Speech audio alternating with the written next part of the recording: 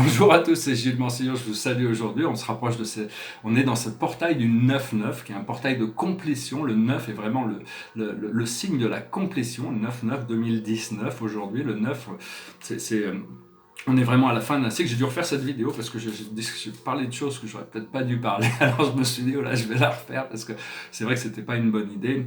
Des fois, il y a des choses qu'il faut dire et des fois, il vaut mieux rien dire, hein, parce que ça peut. Donc l'idée, c'est qu'on est vraiment à la fin d'un cycle. Ce 9, il y a un vaisseau spatial, un vaisseau intergalactique, un vaisseau mère qui est le plus grand vaisseau de communication, le vaisseau scientifique de notre univers qui s'appelle le Phénix, qui vient d'Alpha du Centaure, qui maintient la 172e dimension et qui émet un pulse qui affecte tous les ADN de toutes les dimensions, de tous les êtres et toutes les planètes dans notre univers. Et ce pulse est de 9 fois 9. Donc ça montre bien que tout notre univers local est sur le point de se transformer vers quelque chose de nouveau. Et donc aujourd'hui, on est dans ce portail du 9-9. Je tirais quelques cartes pour voir pour la semaine. Comprenant que de l'ancienne réalité, il y a une nouvelle réalité qui est créée, mais l'ancienne est toujours existante. Donc c'est important d'arriver à manœuvrer avec ça. Il y a toujours les possibilités de cette ancienne réalité temporaire, linéaire, désagréable, et tout en sachant aussi cette idée de la Terre plate avait été créée il y a très longtemps par les contrôleurs de la matrice pour garder l'humanité sous fréquence. C'est-à-dire qu'ils avaient créé cette Terre plate dans les plans inférieurs de la 4e dimension pour contrôler l'humanité et les garder sous fréquence. Mais dès qu'on s'élève dans la 5e dimension, ou même Dante, dans la Divine Comédie, il traverse les cercles de l'enfer, il traverse le purgatoire et il arrive au paradis qui finit comme une montagne. Donc c'était un peu la première personne qui a fait une carte de ces plans astraux par rapport à sa conscience du Moyen-Âge. Mais dès qu'on arrive dans la 5e dimension, on retrouve l'univers comme des sphères qui sont en une danse harmonieuse dans la création, hein. Tout est connecté. Et même toutes ces réalités, toutes ces choses, toutes ces approches de la réalité multidimensionnelle, dans la réalité infinie du Créateur, il y a toutes sortes de réalités qui s'opposent, qui se confrontent, mais tout est en harmonie en réalité, dans l'un. Mais tout est relatif à la perception, à la compréhension, au niveau de conscience. Donc vraiment, bon, faut pas essayer de rendre les choses de créer de la confusion dans l'esprit, mais bon, accepter ce qui a un sens pour vous, et ce qui a le plus de sens pour vous, c'est votre bien-être. C'est arriver à réaliser ces choses profondes qu'on a à l'intérieur de nous et lâcher prise sur tout le reste. La vérité se révèle par elle-même quand c'est le moment. La situation, c'est la mort, c'est-à-dire des transformations naturelles où il n'y a aucun besoin d'agir. Les choses se passent naturellement. Ce qui vient autour de cette situation, c'est le 10 d'épée. Le 10 d'épée, c'est vraiment la fin du cycle. Voilà, c'est fini, on tire notre révérence, le cycle est fini. Une fois qu'on fait ça, on va trouver le 2 d'épée, c'est-à-dire il faut trouver l'harmonie, il faut prendre des décisions nécessaires qui permettent à ces deux épées de rester... de rester en paix, hein, de rester centré, de rester... Ce que l'on voit devant nous, c'est vraiment une accélération de tout notre programme de vie. C'est vraiment la force, c'est vraiment quelque chose qui vient très très très vite. Donc il faut être prêt, hein. Ce qu'il y en a dans notre subconscient, c'est une renaissance, c'est le valet de denier, c'est vraiment une renaissance, c'est quelque chose il y a toute une renaissance qui s'est passée, et actuellement on est dans la situation dans laquelle on est actuellement, c'est la satiété, c'est le bonheur, c'est l'épanouissement. Bon, ici, c'est la carte de Venise, hein, ça c'est érotico-romantique. Et donc, on est dans cet épanouissement. Il faut arriver à être dans un état réceptif pour recevoir. Ce qui arrive dans le futur immédiat, ça peut être encore des doutes ou des peurs qui peuvent venir sur le fait il est possible d'échouer. Mais l'amour ne peut pas échouer, c'est l'esprit mental qui nous fait penser ça. Alors, ce qu'il y a, c'est qu'il faut abandonner toute idée de défaite. Le 5 d'épée, ça représente la défaite. Ce n'est que toutes ces idées de défaite ne sont que très temporaires, ne sont juste des idées qui nous ont appris à grandir. Et une fois qu'on abandonne ça, on trouve l'idée de la victoire. Le 6 de bâton, c'est la victoire. Et la victoire, qu'est-ce que la victoire veut dire? C'est le 10 de pentacle, c'est-à-dire la richesse, c'est-à-dire le bonheur matériel, l'abondance matérielle. Qu'est-ce qu'on veut atteindre? On veut atteindre le 9 de pentacle. On veut atteindre le 10 de pentacle, c'est la victoire. Le 9 de pentacle, c'est ce que l'on veut atteindre. C'est-à-dire qu'on veut atteindre le gain. On veut atteindre d'avoir toutes les pièces du puzzle qui font que notre vie est harmonieuse. Et qu'est-ce qui nous assiste sur le chemin de la victoire? C'est le 3 de coupe, c'est l'intimité, c'est le partage de l'amour. la force que l'on a dans cette situation, c'est le 10, c'est le 20, la carte 20, c'est la carte du jugement, c'est la carte c'est la déesse Nuit, c'est elle qui dit que la seule chose que vous pouvez être sûr, c'est que vous savez que vous ne savez pas. À partir du moment où on sait qu'on ne sait pas, on arrive à recevoir les informations. C'est aussi arriver à regarder notre passé avec compassion pour savoir que on est vraiment dans un nouveau départ, il y a quelque chose de nouveau qui se passe après ce 9-9, il y a une transformation, une transition. Ce qui vient autour de nous du monde extérieur, c'est l'as de coupe, c'est l'amour, c'est le Saint Graal, c'est des vagues de libération, une fois qu'on s'abandonne à l'amour. Et à l'intérieur de nos émotions internes, nos peurs et nos craintes, c'est le chevalier de denier. Le chevalier de denier, c'est quelqu'un qui avance sur son cheval très lentement, mais très sûrement. Il est vulnérable, mais il a confiance. Et donc, il arrive à avancer. Cette vulnérabilité nous permet de rester ouvert au niveau du cœur. Et l'aboutissant, c'est le 8 de denier. Le 8 de denier, c'est la carte de la prudence. C'est la carte qui nous dit que les choses viennent naturellement. On n'a pas besoin d'agir, qui confirme cette carte de la situation, de la mort. C'est-à-dire, on a besoin juste d'être patient, d'être calme, tout ce qui doit pousser pousse naturellement. Hein. C'est arriver à enlever l'interférence de notre volonté pour arriver à laisser le déroulement des choses se passer naturellement. Donc voilà, j'espère que cette lecture va résonner avec vous, que ça résonnera par rapport à cette semaine, toutes sortes de choses qui vont arriver naturellement. Je voulais dire que c'est très important d'être conscient de nos rêves, parce que nos rêves, il y a certains rêves qui sont juste là pour expurger des énergies, ou qui sont là pour... Mais il y a des rêves qui sont extrêmement importants. On prenait des notes, il y en a qui sont des manières de nous informer sur cette nature éternelle. Parce que notre esprit mental, linéaire, terrestre, ne peut pas intégrer ces choses de la 5e dimension. Ça lui est impossible. Donc on ne peut nous révéler ça qu'à travers les rêves. Ce serait un petit peu pour comprendre, c'est un petit peu comme si on essayait de faire fonctionner des programmes informatiques d'aujourd'hui dans des ordinateurs des années 90. Ce ne serait pas possible. Moi je me souviens, les premiers Macintosh, on avait un Macintosh à Hollywood,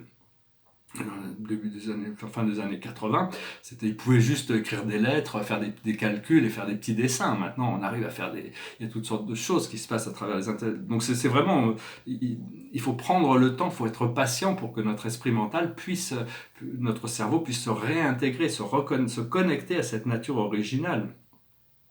Savoir que la nature vit dans l'un déjà, les animaux, les plantes, les minéraux sont déjà dans l'un de l'un. Hein. Et donc c'est important de continuer à méditer, à rêver, à créer de l'art, à se balader dans la nature et suivre notre propre voie. Il n'y a pas une voie qui est balade pour tous. Tout le monde doit suivre sa voie, ce qui résonne le plus, essayer de garder les attentes les plus positives possibles et rester créatif. L'ascension, elle est difficile pour tout le monde, hein. Elle est difficile pour tous les individus, mais elle est aussi difficile pour la planète. La planète essaie de retrouver son état de pureté originelle, son état pristine, mais c'est pas facile, hein. C'est pas facile de revenir à cet état où on a cet état de Ève, Adam, Cadmon, qui était le système, l'état de pureté originelle de notre ADN. C'est quelque chose qui prend du temps, tout l'univers est en train de nous assister, toute la lumière, le soleil, toutes les forces naturelles nous aident à progresser dans ce sens, mais enfin c'est pas facile, il faut accepter le fait qu'il faut être patient. Et donc savoir que bon, on fait de notre mieux de toute manière, il faut essayer de couler avec le flow, on peut pas contrôler, il faut pas essayer de contrôler le flow, faut avoir confiance et flotter avec le flow. Et donc donc oui, je voulais adresser certaines choses du monde terrestre, mais bon, je reste neutre tant qu'on me donne pas le micro et on me demande de parler. Il y a plein de choses, je pense que c'est bien de pas trop revenir là-dessus pour le moment, hein, parce que bon, il y a des choses que j'entends, la manière dont on utilise les ressources terrestres, des fois ça me retourne un peu, quoi. C'est pas normal. Il y a des moyens de fédérer les volontés pour arriver à un système qui va fonctionner pour tout le monde. Actuellement, des fois on met des ressources dans des trucs qui vraiment on se demande d'où les idées viennent, à quoi ça sert.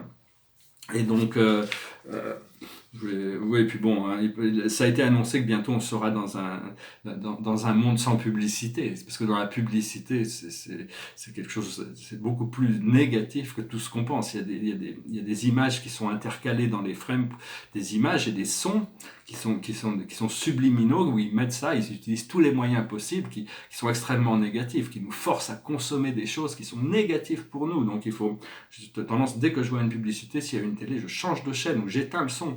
Vraiment, parce que je me sens extrêmement agressé par ces sons, j'entends ces choses subliminales et c'est extrêmement négatif. Enfin bon, euh,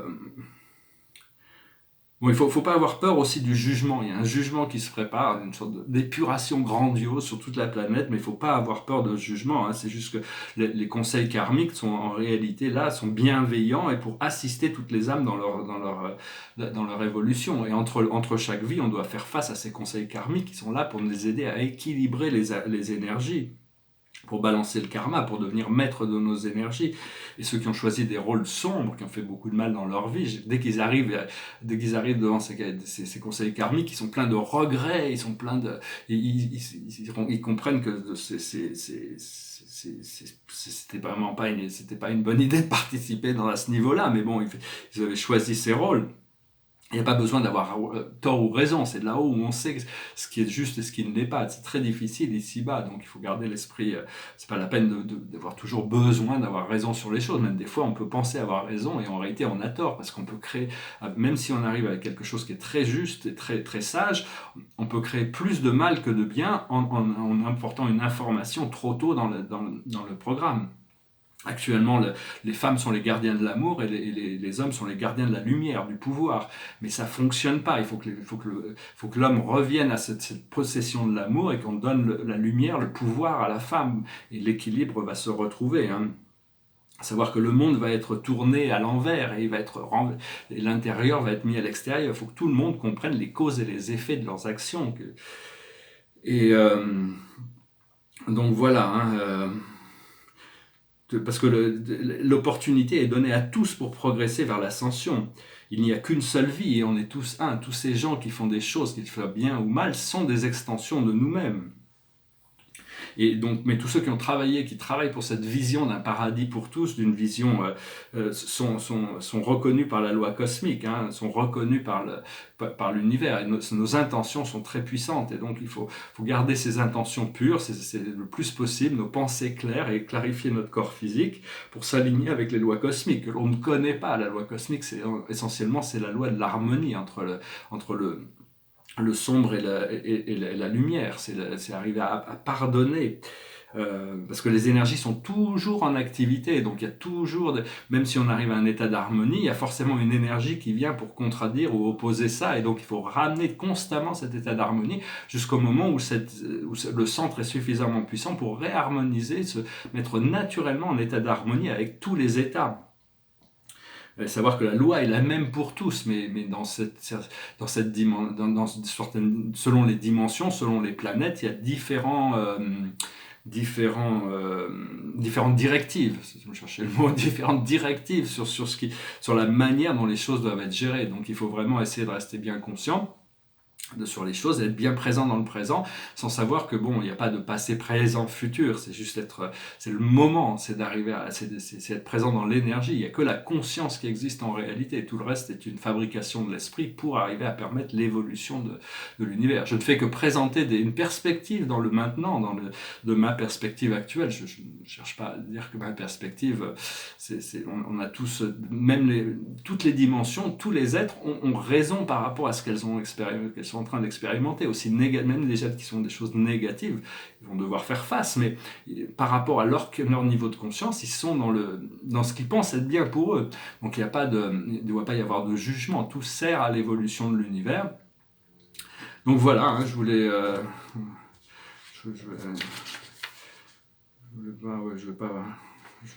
parler parce qu'il y a plein de choses du monde terrestre. Un jour, je suis appelé dans les médias pour adresser ces questions. Ça viendra. Pour le moment, je peux rester sur les choses spirituelles.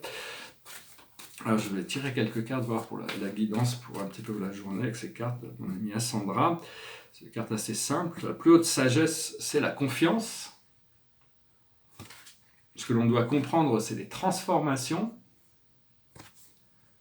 Ce que l'on doit faire, c'est la destinée, et l'aboutissant, c'est l'atteignement. C'est la complétion du cycle qui se prépare entre la destinée et l'atteignement. Il y a la complétion. Aujourd'hui, on passe par ce portail du 9-9 qui va nous amener à cette pleine lune le 13. C'est vendredi 13, je ne sais pas, c'est bientôt. Je vais chanter une chanson, puis après je tirerai une dernière carte. Derrière moi, c'est un portrait, ça s'appelle La femme en bleu. Et là, je la trouve assez belle, je trouve qu'elle a pas mal de charme, parce que les portraits, tout ça, tout mon tableau, je pense qu'il doit y avoir une énergie qui survit au passage du temps, qui garde leur intérêt, leur mystère, leur force. Elle a un petit côté Modigliani, je l'aime bien, elle a un long cou. Et a priori, c'est inspiré d'une photo, mais ça ressemble pas trop au modèle. Mais moi, c'est pas très important que ça ressemble au modèle. Ce qu'il faut, c'est que, enfin, moi, quand on fait un portrait qui est une commission, parce que quelqu'un nous l'a demandé, on s'efforce quand même que ça ressemble au modèle le plus possible. Mais sinon, c'est vraiment l'inspiration et l'énergie que ça dégage. Et je la trouve assez belle. Et ici, c'est un tableau sur le grand je suis. Hein, ici, c'est le grand je suis qui est symbolisé par la Trinité du paradis. Il dit je suis. Le je suis qui est l'infini ici, je suis qui je suis, le Père et la Mère Dieu. Là, cette sphère rose qui représente la Mère, et la sphère bleue qui représente le Père. Je suis qui je suis Gilles Mansillon, c'est juste une expression de cette divinité. Et après ça dit je suis comblé et je reçois tout ce que j'ai besoin. C'est une invocation pour ouvrir les portes de l'abondance. Je suis comblé et je reçois tout ce que j'ai besoin. Dans la gratitude, je sais que ce sentiment de joie, d'extase et de bonheur est éternel, vu qu'il m'est toujours donné la lumière, la vie et l'amour. C'est-à-dire reconnaître ce don de la vie. Je vais finir avec une chanson je ne savais pas quoi chanter.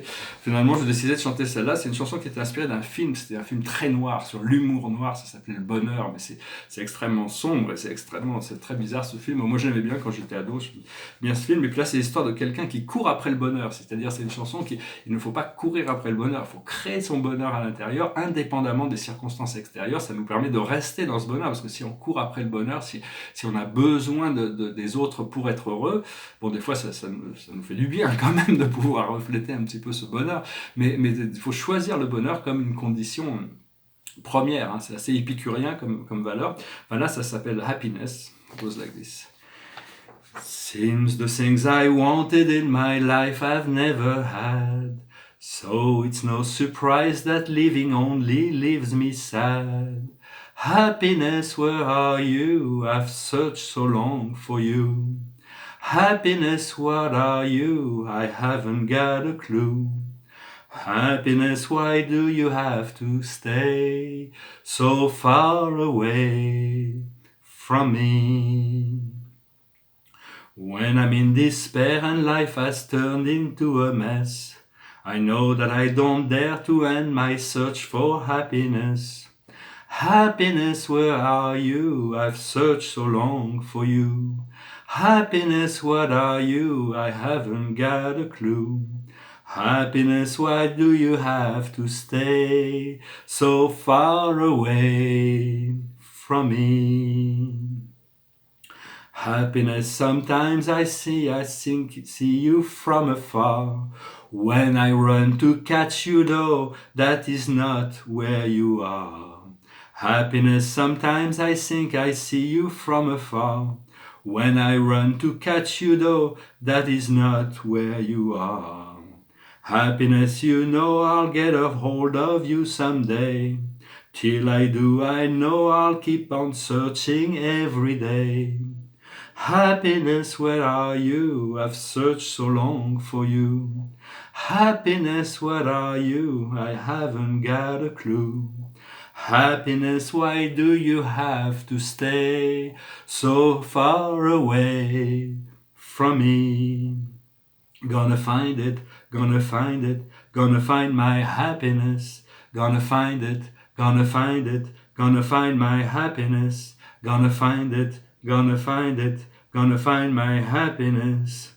When I'm in despair and life that's turned into a mess, I know that I don't dare to end my search for happiness. Happiness, where are you? I haven't got a clue. Happiness, what are you? I know before I'm through. Happiness, I know you just can't stay so far away from me. Happiness, where are you? I'm gonna get to you. Happiness, what are you? I know before I'm through. Happiness, you know you just can't stay so far away from me. Happiness, where are you? I'm gonna get to you. Happiness, what are you? I'll know before I'm through. Voilà, merci beaucoup de rester jusqu'à la fin. C'est quelqu'un qui dit je vais trouver mon bonheur, je vais courir après mon bonheur et je le saurai ce qu'est le bonheur avant la fin de ma vie. Enfin bon, il faut essayer d'être justement, c'est un peu sur c'est une antithèse sur le bonheur dans un sens, parce que le bonheur c'est quelque chose que l'on doit créer pour nous-mêmes, accepter de lâcher prise sur toutes ces choses pour essayer de retrouver cet état de pureté, de sérénité, et on attire les êtres et les choses naturellement à nous qui viennent pour partager ce bonheur plutôt que d'être toujours à la recherche, parce que au plus on court après les choses, au plus elles nous échappent de toute manière. Donc c'est un peu sur une antithèse du bonheur. Le film d'ailleurs est sur une antithèse du bonheur. C'est un film très drôle, mais enfin un peu pour adultes quand même, c'est assez adulte comme film, c'est pas pour les enfants. Je tire une dernière carte, j'espère que vous passerez une excellente semaine, que ce portail du 9-9 vous assistera dans cette complétion. Et la carte de cette semaine, c'est la santé, c'est-à-dire revenir à cet état naturel de santé, pour faire tout ce que l'on peut pour améliorer la qualité de notre corps physique, de notre santé, faire les sacrifices nécessaires pour notre corps physique, pour le bien-être du corps. Voilà, je vous souhaite une excellente journée, je vous remercie d'aimer, de partager, de souscrire, de commenter, et puis je vous dis à très bientôt, namasté.